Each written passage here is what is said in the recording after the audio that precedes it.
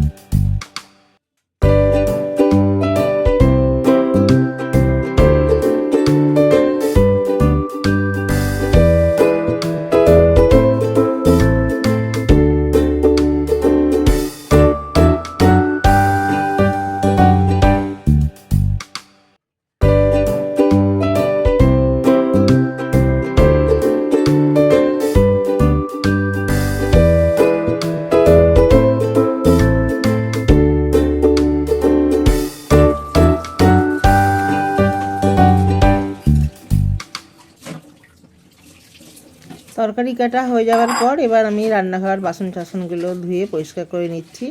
এই খুচখাচ কয়েকটা বাসন, যেমন চাকি বেলুন, কাচের কাপ, চাটনির একটা কাচের বাটি, এই সমস্ত গ্যাসের ঝিকগুলো।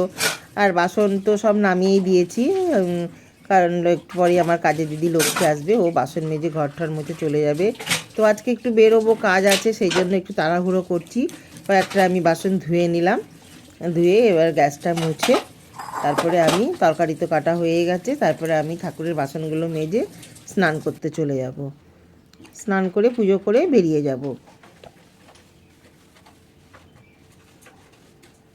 আচ্ছা, একটু পোস্ট অফিসে কাজ আছে, আর একটুখানি অ্যাক্সিস ব্যাঙ্কেও যাব, কারণ কিছু গয়না তুলেছিলাম। মেয়ের বান্ধবীর ছেলের অন্নপ্রাশন ছিল, তাই জন্য মেয়েরও কিছু গয়না তুলেছিলাম, আমারও তুলেছিলাম। তো কাজ মিটে গেছে, এবার ওগুলোকে রেখে আসবো। শুধু শুধু ঘরে কিছু রাখি না, তাই জন্য তাড়াতাড়ি করছি।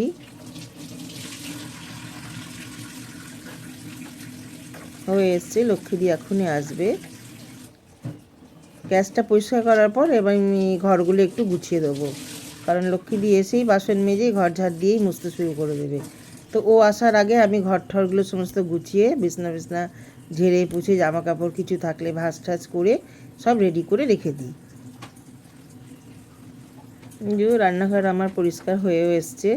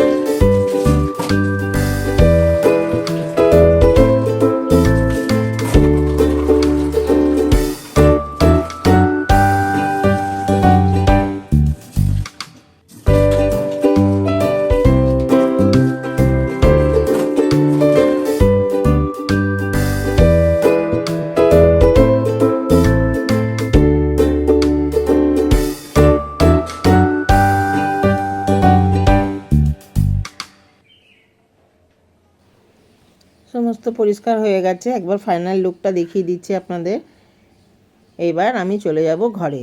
এবার বিছনাগুলো একটু বিছনা সকালে তোলা হয়ে গেছে, এখন একটু ফাইনাল ঝেড়ে ঠেড়ে দেবো।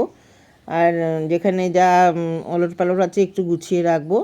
এই হচ্ছে, এই করতে করতেই লক্ষ্মী দিয়ে এসে যাবে। বিছনাগুলো একটু ফাইনাল গুছিয়ে দিলাম, কিছু কাপড় জামা ছিল সেগুলো সব ভাঁজ করে যেখানকার জিনিস সেখানে রেখে দিলাম।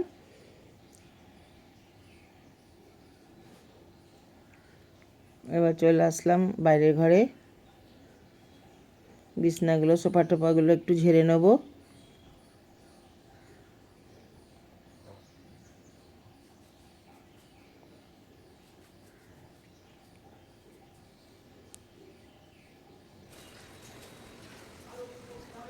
মেয়ের ঘরটা একটু ঝেড়ে নিচ্ছি। এই ঝাড়তে ঝাড়তেই লক্ষ্মী দিয়ে এসে যাবে। তারপর আমি তো স্নান করব, ঠাকুরের বাসনটা মেজে লক্ষ্মী দিয়ে চলে গেলে স্নান করে পুজো করেই আমি বেরিয়ে যাব।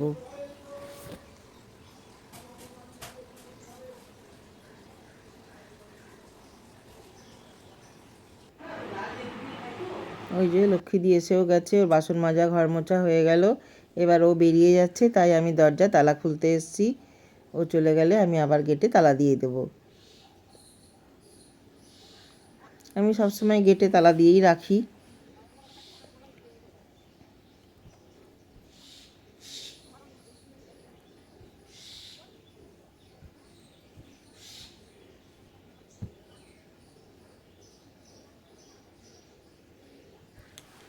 জেনি কথা বলছিলাম লক্ষ্মীদির সাথে, যাই হোক আর বেশি কথা বলার সময় নেই।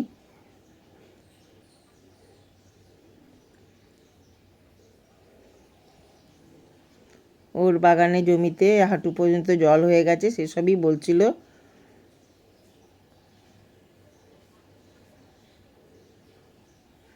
বাগানে মাটি ফেলতে হবে, তা আমি বললাম তোমার বাগানের এক কোণ থেকে মাটি কেটে নিজের বাগানেই ফেলো, আর ওখানটা পুকুর করে কটা মাছ ছেড়ে দাও, খুব ভালো হবে। তাই ওর বলছিল হবে, আমি বললাম যে খুব ভালো হবে, তুমি করে দেখো।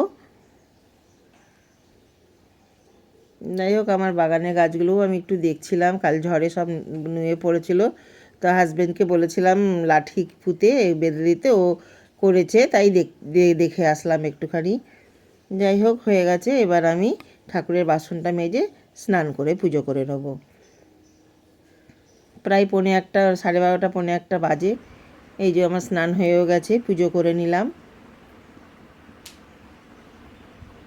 পুজো করে তারপরে আমি শাড়ি টাড়ি পরে এই যে বেরিয়ে যাচ্ছি, তালা দিয়ে দিলাম গেটে।